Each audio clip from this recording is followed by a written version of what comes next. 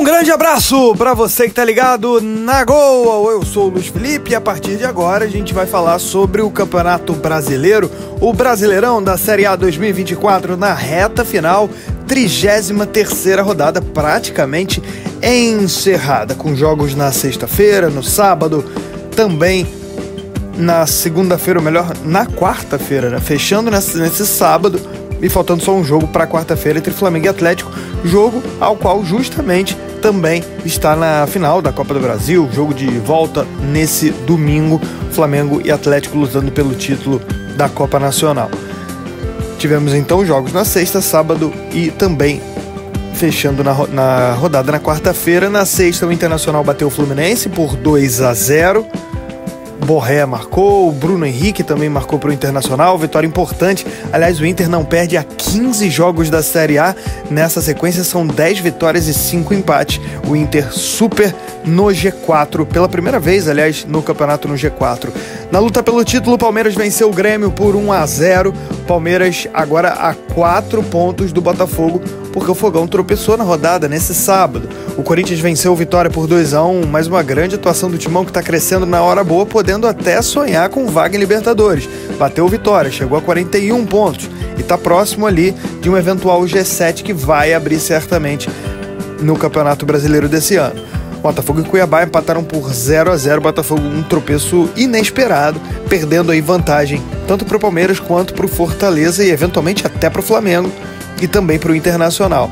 No Mineirão, o Cruzeiro venceu o Criciúma por 2-1, Cruzeiro depois de muito tempo, quase 2 meses aí, sem vitórias pelo Campeonato Brasileiro da Série A, voltando a vencer. O Cruzeiro chegou a ficar com uma vitória nos últimos 13 jogos e agora consegue vencer o Criciúma. E tenta subir, começa a pensar em G7, luta por vaga na Libertadores do ano que vem. No Castelão deu Fortaleza, um atropelo para cima do Vasco da Gama, 3-0, Fortaleza a 5 pontos do líder. Botafogo tropeçou e o Fortaleza encostou. Atlético Goianiense e Red Bull Bragantino empataram por 0-0, os dois estão dentro da zona do rebaixamento. O Dragão praticamente rebaixado e o Red Bull correndo muitos riscos. No Alfredo Jaconi, uma vitória libertadora do Juventude, 2-1 para cima do Bahia, não vencia há 6 jogos, voltando a vencer para sair da zona do rebaixamento. E o Bahia está a 5 jogos sem vitória, são 4 derrotas no período. No Morumbi, São Paulo e Atlético, ainda para fechar o sábado, e para encerrar a rodada de número 33, tem Flamengo e Atlético Mineiro. Na quarta-feira, Flamengo e Atlético que se enfrentam na final da Copa do Brasil nesse domingo. Classificação está na tela, o Botafogo lidera com 68 pontos, um tropeço inesperado contra o Cuiabá, fez o Botafogo perder 2 pontos da sua vantagem em relação ao vice-líder Palmeiras, que entrou na rodada 6 pontos atrás e agora está só 4. O Palmeiras tem 64 aí na sua pontuação, 68 versus 64. Outro que está tentando se aproximar e está conseguindo ter fôlego para pelo menos perseguir Palmeiras e Botafogo é o Fortaleza, terceiro lugar com 63 pontos, vem muito bem, obrigado, que campanha espetacular do Fortaleza, sobretudo no segundo turno, e vai aí uma tocada firme, pensando em vaga na Libertadores, aliás, está muito confortável em relação à vaga na Libertadores. Quarto lugar, o Internacional tem 59, o Inter também espetáculo de segundo turno, aliás, Inter e Fortaleza são os dois melhores times do retorno, o Inter, o líder do segundo turno, e o Fortaleza, o segundo colocado, o Inter aí com 59 pontos, 15 jogos de invencibilidade, o Internacional 10 vitórias e 5 empates nesse período, sensacional, e finalmente conseguindo ultrapassar o Flamengo. Bem verdade que o Mengão não jogou na rodada, vai enfrentar o Atlético Mineiro na quarta-feira apenas. O Flamengo tem 58 pontos, em caso de vitória reduz a vantagem do Botafogo para 7, e aí pode começar até a pensar também num milagre aí que seria conquistar esse título brasileiro, mesmo com essa vantagem que ainda é grande, mas ela pode cair um pouco ao fim da rodada. Sexto lugar, o São Paulo tem 54, o São Paulo também brigando aí por vaga na Libertadores da América. Aí bem mais distante, fora do G6, mas é bom destacar, muito provável, aliás, certamente teremos G7, porque mesmo que o Atlético Mineiro, que está fora do grupo dos 6 melhores, vença a Copa do Brasil e eventualmente vença a Libertadores também, o Atlético vai conquistar a vaga da Libertadores, conquistaria a vaga do título da Libertadores, e a vaga que ele conquistaria na Copa do Brasil seria imediatamente passada para o Campeonato Brasileiro, portanto o 7º colocado iria para a Libertadores no ano que vem. E se o Flamengo vencer a Copa do Brasil, por exemplo, aí essa vaga passa imediatamente para o 7º colocado, porque o Flamengo está na faixa de classificação para a Libertadores, e o Botafogo, ganhando a Libertadores, por exemplo, está na final com o Galo, também abriria essa vaga, então já é certo que teremos G7 no mínimo, com boas possibilidades de G8. Então, o 7º é o Cruzeiro, com 47, de olho nessas vagas da Libertadores. Ficou tanto tempo sem ganhar pelo Brasileirão, mas agora que ganhou, tá pensando em coisa boa para a temporada que vem. O 8º lugar, o Bahia, tem 46, também nessa luta. 9º lugar, o Vasco da Gama, 43. Não pode ser descartado também na batalha pelas vagas na Libertadores, que vão abrir aí nas próximas semanas, nos próximos dias, inclusive, podendo até ser G8. Então, o Vasco tá nessa batalha de Libertadores.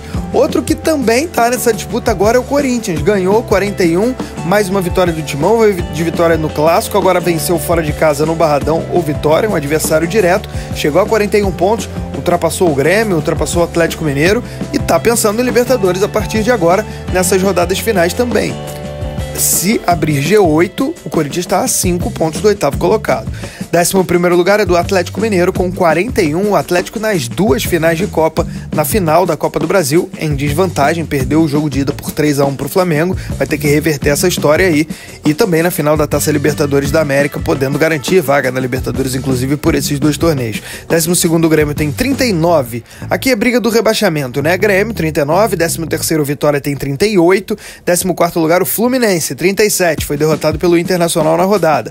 15º lugar o Criciúma, também tem 37, tem uma vitória a menos do que o Flu. 16º lugar o Juventude com 37, também uma vitória a menos do que o Flu e perde no saldo para o Criciúma. A zona de rebaixamento tem 17º lugar o Red Bull Bragantino, 36 pontos, o Bragantino está 12 jogos sem vitória pelo Campeonato Brasileiro da Série A, um dos piores times aí do retorno, o segundo pior time do retorno. 18º lugar o Atlético Paranaense, tem 34, o Furacão que é o pior time do retorno. 19º Cuiabá tem 29, 20º Atlético Goianiense com 26. Dá pra gente cravar aí que Cuiabá e Atlético Goianiense estão virtualmente rebaixados para a Série B do ano que vem. Então a gente tem na zona de rebaixamento nessa temporada até aqui, faltando 5 rodadas para o fim, o Red Bull Bragantino, o Atlético Paranaense, o Cuiabá e o Atlético Goianiense. Aqui a classificação do segundo turno na tela. O Internacional, o melhor time do retorno, com 31 pontos, já disputou 14 jogos, assim como o Fortaleza, que tem 30. Palmeiras e Botafogo tem 28 e vem logo na sequência os dois principais postulantes ao título aí, também com campanhas fortes no retorno, como era de se supor, evidentemente, por isso que eles estão lá em cima. O Grêmio, quinta campanha do retorno com 24. O Vitória, excelente campanha também no segundo turno, tem 23 pontos, vai ficando de fora aí da zona do rebaixamento graças a essa campanha ascendente na segunda metade do campeonato. O São Paulo, 22 pontos, o Corinthians agora com 22 pontos, crescendo nessa reta final do segundo turno. O Fluminense tem 20 pontos, assim como o Flamengo também tem 20. O Vasco da Gama tem 17. O Bahia tem 15 pontos no segundo turno, assim como o Juventude. 14 pontos para Atlético Goianiense e Cruzeiro. 13, o Atlético Mineiro, totalmente focado nas Copas, faz um péssimo segundo turno. E os piores times aí do retorno, Criciúma 13 também, Cuiabá tem 11, na sequência Red Bull Bragantino com 10 e Atlético Paranaense com 9. Os principais artilheiros, Estevão do Palmeiras é o maior goleador com 12 gols. O Pedro do Flamengo tem 11 gols. 10 gols para Hulk do Atlético Mineiro e agora uma galerinha aí com 10 gols. O Alejandro do Vitória e, fechando a lista, o Yuri Alberto do Corinthians. Esse foi o resumo da Série A do Brasileirão da temporada 2024 na reta final. Você que está acompanhando toda essa marcha do Campeonato Brasileiro por aqui, um forte abraço, deixe o seu like, se inscreva no canal. Valeu, turma!